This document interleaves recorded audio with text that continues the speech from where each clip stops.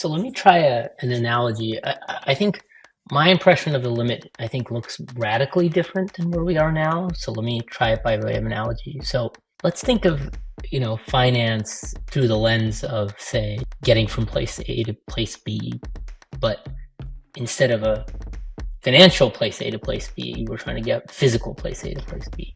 And let's suppose that in the limit we start having self-driving cars. Well, at that point, I don't need driver's education anymore. I don't need to know that makes sense. Why do I need to know the rules of the road?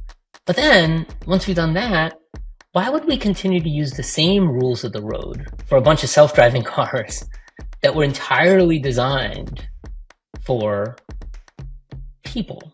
The rules of the road should change too. I mean, it would be absurd to keep the rules of the road the same. It would make sense. Like, you have a yellow light because it takes time for people to react to the thing.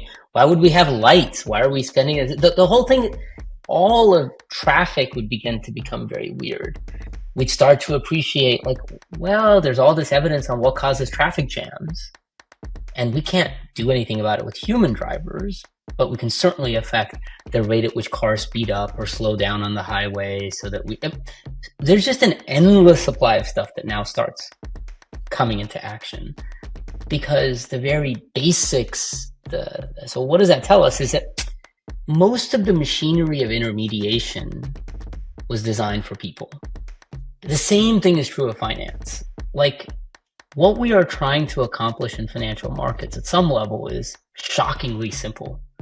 I am either trying to move money between today and tomorrow, or move money from tomorrow to today.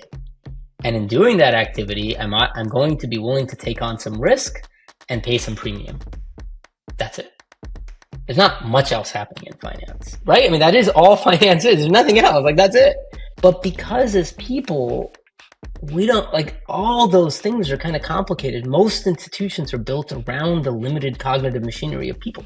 And most financial product proliferation is kind of a response to that fairly limited, complexity of it.